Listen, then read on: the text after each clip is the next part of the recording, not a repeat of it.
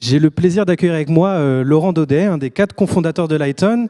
Lighton, c'est une boîte qui est déjà dans sa 2e vie, puisque à l'origine, vous faisiez des processeurs photoniques, donc c'est dans le hardware. Et en 2020, ils sont passés dans l'IA générative. Et là, d'ici le 20 novembre, si je ne me trompe pas, vous allez devenir la première start-up européenne d'IA générative à s'introduire en bourse. Oui, exactement. Donc, le chemin des startups n'est pas un long fleuve tranquille et on a su pivoter depuis 2020 sur l'IA générative et maintenant c'est notre focalisation exclusive.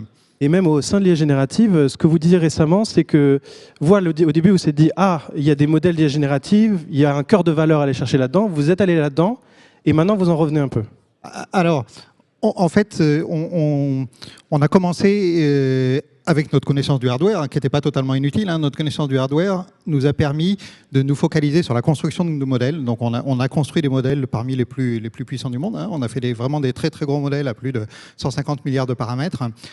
Mais là, on voit que dans le monde des LLM, il y a la création de valeur. Finalement, les LLM eux-mêmes commencent à être assez commoditisés. Il y a plein de très très bons LLM open source qui sortent, qui remplissent déjà beaucoup de cas d'usage. Et on s'est dit qu'on allait aller chercher la valeur en se focalisant plus haut dans la chaîne de valeur, c'est-à-dire dans l'application de ces LLM aux besoins des entreprises. Et c'est là où on a créé notre plateforme qu'on appelle Paradigme, qui est quelque part, comme on dit, c'est le dernier kilomètre pour faire en sorte que les LLM soient utilisables, soit enterprise ready. Enterprise ready, ça veut dire plusieurs choses. Ça veut dire d'abord à l'état de l'art technologique. Donc on prend des LLM, on les fine-tune, on les améliore pour qu'ils soient vraiment à l'état de l'art de ce qui se fait. Deuxièmement, il faut que ce soit personnalisable, branché sur les données de l'entreprise. Et troisièmement, il faut que ce soit totalement sécurisé. Sécurisé au sens que les données restent sur les serveurs des entreprises. Et ça, c'est très important. Donc, on fait du on-premise. On va aller s'installer directement sur les serveurs. Il n'y a rien qui sort. Ça veut dire aussi sécurisé au sens où tous les utilisateurs n'ont pas forcément accès à toutes les données. Si vous branchez un LLM sur les données, on ne veut pas que quelqu'un ait accès, par exemple, au salaire de tout le monde dans les entreprises si vous avez fait un chatbot RH. Donc votre promesse, c'est de débarrasser les entreprises d'une certaine charge. C'est ça? Quel type de coûts, de compétences je pourrais économiser en ayant chez vous? Effectivement, les entreprises, par rapport à l'IA générative, elles sont toujours confrontées le fameux dilemme du build or buy. Hein. Est-ce que je vais tout construire en interne, tout faire en interne, ou est-ce que je vais acheter une solution sur l'étagère toute faite? Nous, on dit, la solution Lighton, c'est du buy, mais vous restez en contrôle. Donc, effectivement, toute cette complexité, le fait qu'il y ait des nouveaux modèles qui sortent toutes les semaines, ça, on le prend en compte. Hein, on sait faire, et c'est vraiment notre spécialité d'intégrer tout ce qui est nouveau dans l'IA générative pour fournir une plateforme qui est clé en main, avec des LLM à l'état de l'art, branchez sur vos besoins d'entreprise et plutôt concentrez-vous sur là où vous avez vraiment de la valeur, c'est-à-dire les spécificités de votre entreprise, les équipes métiers, voilà, pour aller créer de la valeur dans les entreprises précisément sur leur spécialité. On va se spécialiser quand même dans des domaines, enfin nos clients types, ils ont vraiment 2 caractéristiques, c'est beaucoup de données non structurées, donc c'est plutôt des grands comptes, et puis une sensibilité particulière à ce que ces données restent privées. Donc on va aller parler aux acteurs de la banque assurance, les acteurs de la santé, les acteurs de la défense, les acteurs de la high-tech, et puis le service public également. Si je faisais une analogie, en fait, vous allez proposer au client une boîte à outils, et le client va, avec ses données et le travail qu'il va faire avec vous, affiner le bon pointage pour ces outils-là, c'est ça? Oui, c'est ça.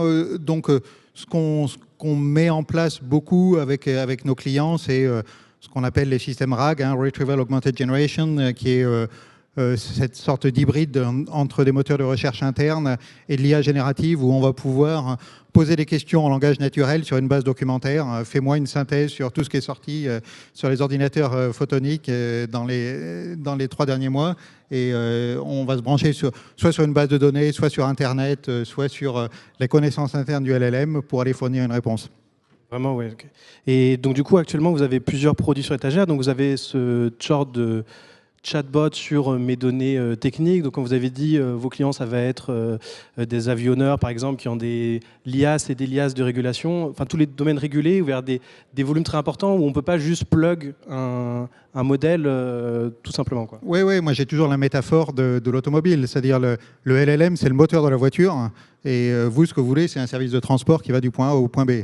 Et donc, ce qu'on propose avec Paradigm, c'est effectivement toutes les couches logicielles autour qui font que partant du LLM, on arrive à une solution software qui soit totalement enterprise ready avec les contraintes que ça pose, pour que les entreprises puissent se focaliser sur leur cœur de métier. Alors, vous n'avez quand même pas complètement abandonné votre idée initiale qui était d'aider à co-construire des modèles, mais maintenant, quels vont être les types de clients, enfin, comment vous voyez-vous évoluer cette activité-là? Oui, tout à fait. On a effectivement des clients qui viennent nous voir pour construire des LLM custom. Ça, on sait le faire. Ça peut être soit dans des langages particuliers. Par exemple, il y a 1 an et demi, on avait sorti un des plus gros LLM en arabe, parce qu'il n'y avait pas de LLM en arabe qui fonctionnait très bien. On a eu des clients qui nous demandent des LLM spécialisés dans des domaines d'application ou alors sur des cas d'usage. Et là, on arrive à faire des LLM qui sont plus petits quand on se spécialise sur des cas d'usage particuliers, donc moins gourmands en ressources à l'inférence. Et aussi, ce que vous avez beaucoup dans votre offre, vous avez mentionné votre rapport avec l'open source quand même.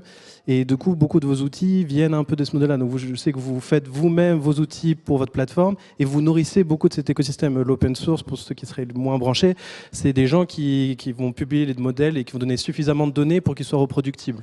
Oui, tout à fait. Nous, on pense que la communauté open source, c'est un driver absolument fantastique. On a parlé beaucoup de la compétitivité de l'Europe. En Europe, on est très bon à l'open source, et ça, je pense qu'il faut jouer avec ce type d'avantages.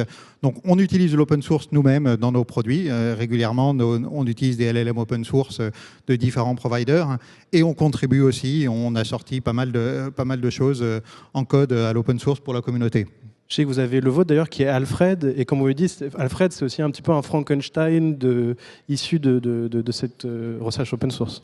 C'est ça. Alfred, c'est le petit nom de notre LLM maison, qui est où on va assembler différentes briques open source. On va faire du fine-tuning et il est optimisé pour bien marcher dans. Vous pouvez l'utiliser comme un chatbot normal. Vous faites tout ce que vous faites avec votre chatbot. Vous pouvez l'utiliser. C'est utilisé comme moteur pour les systèmes RAG dont je parlais. Discuter avec des ensembles de documents. Et maintenant, la nouvelle génération, là, on utilise Alfred pour développer ce qu'on appelle des agents. Alors, les agents, c'est des sortes de microservices vraiment pensés qui vont automatiser des workflows complexes par rapport à des données. Vous allez partir d'un tableau, puis vous pouvez discuter avec un tableau Excel, par exemple, et lui faire des choses, ou extraire de l'information, ou faire des opérations complexes qui, normalement, vous demanderaient la programmation. Et là, ça va être fait automatiquement parce que le système aura compris ce que vous voulez. On enlève des prérequis de compétences pour certains employés qui vont pouvoir, du coup, être plus polyvalents dans ce qu'ils vont pouvoir faire, c'est ça? Oui, exactement. Plus le temps avance et plus l'interface se simplifie chez nous, en fait.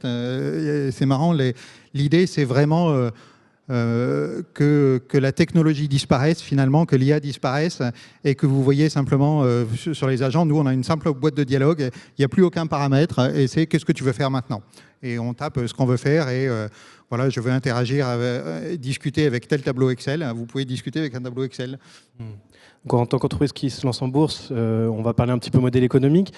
Jusqu'ici, voilà, vous aviez cette activité très forte d'accompagnement très pointu pour faire des LLM avec des projets très spécifiques de très grande taille. Et là, du coup, vous partez avec votre paradigme, qui est cette boîte à outils pour l'IA, sur l'ambition de devenir un acteur du logiciel important, au moins à l'échelle européenne. Est-ce que vous pouvez nous parler un petit peu? Donc, vous faites du canal de vente direct et vous faites aussi des partenariats avec Orange, je pense notamment. Oui, exactement. Nous, donc on travaille avec un certain nombre de grands groupes pour installer notre plateforme Paradigm sur leur serveur. Et donc ça nécessite un certain accompagnement pour trouver les cas d'usage, même au niveau de l'installation, parce que comme je disais, on va s'installer on-premise. Donc ça, c'est pas toujours facile. On a même fait des installations air-gapped, c'est-à-dire avec des systèmes qui sont même pas connectés à Internet, mais mes ingénieurs trouvent ça... Ils s'arrachent les cheveux avec ça, mais en tout cas... On pense dans la défense et dans la finance notamment? Ouais, voilà, exactement, des sujets où, dans des cas très sensibles au niveau de la sécurité des données. Mais en parallèle de ça, on a noué cette année des partenariats, notamment avec Orange Business et HPE. Orange Business, on est la technologie derrière l'offre d'IA générative d'Orange Business. Du coup, ça permet pour nous de toucher leurs 30 000 clients, beaucoup en France, mais aussi en Europe et dans d'autres pays. Et c'est un canal de distribution indirect. HPE, c'est pareil. On est distribué en bundle hardware, software, avec, vous pouvez acheter un serveur HPE avec dessus préinstallé la plateforme Paradigm de Lighton. Comme ça, vous pouvez directement le plugger dans vos racks et c'est parti, vous avez l'IA générative en quelques heures. Donc vous espérez à terme que notamment cette vente indirecte et avec la vente directe, que ça alimente votre chiffre d'affaires. Je crois que vous disiez 2 tiers, 1 tiers, 2 tiers pour l'indirect, 1 tiers pour le... Voilà, en asymptote, on vise 2 tiers, 1 tiers. Nos objectifs, c'est d'avoir un chiffre d'affaires de 40 millions d'euros à l'échéance 2027. Arrêtez-moi, mais bénéficiaire aussi, vous espérez être à l'équilibre du moins en 2027. Voilà, on fait déjà pas mal de chiffre d'affaires et notre objectif, c'est d'être... de lever de l'argent sur les marchés publics là tout de suite pour investir, pour accélérer, mais de revenir à l'équilibre dès 2026. D'ailleurs, on peut peut-être parler de cette introduction donc à Euronext Growth Paris. Vous avez prévu de lever 10,3 millions d'euros, si je ne me trompe pas, avec déjà une entreprise un fonds qui a décidé qu'il mettait 3 millions. Si vous aviez un mot à des potentiels investisseurs, peut-être dans la salle. En fait, le monde entier a été éduqué à l'IA générative grâce à OpenAI, grâce à ChatGPT, mais les investisseurs ont finalement peu d'occasion d'investir dans l'IA générative et on pense qu'être le premier, je dirais, pure player de l'IA générative coté, ça ouvre une possibilité d'investissement et ça ouvre des marchés qui sont très forts et on espère qu'on va rencontrer l'adhésion des investisseurs, soit des investisseurs institutionnels, mais aussi des particuliers. Vous avez dit que vous avez cette ADN très européenne, vos atouts sont sur la souveraineté, beaucoup, protection de données, acteurs européens, vous pouvez passer par les entreprises européennes. Vous pensez qu'au-delà du marché européen, ce discours peut avoir une portée Oui, notamment, nous, on a travaillé au Moyen-Orient et ça c'est un énorme marché. Il y a beaucoup d'appétence pour l'intelligence artificielle. Ils se projettent dans l'après-pétrole avec des investissements absolument colossaux. Et le fait d'être européen, je dirais, ni entre les deux mastodontes que sont les US et la Chine, voilà, on a une carte à jouer au Moyen-Orient. Pareil, en Asie du Sud-Est aussi, très gros marchés qui vont se développer. Singapour, énorme place financière, beaucoup d'argent investi sur l'IA. Pareil, le fait d'être ni américain ni chinois est un atout. Donc, nous, on a des ambitions vraiment de déploiement mondial. Je vous invite, merci Laurent, je vous invite à lire la tribune le 21 novembre, après la clôture de l'introduction en bourse de Lighton. On devrait sûrement reparler de vous. Voilà, normalement, on sonne la cloche le 26.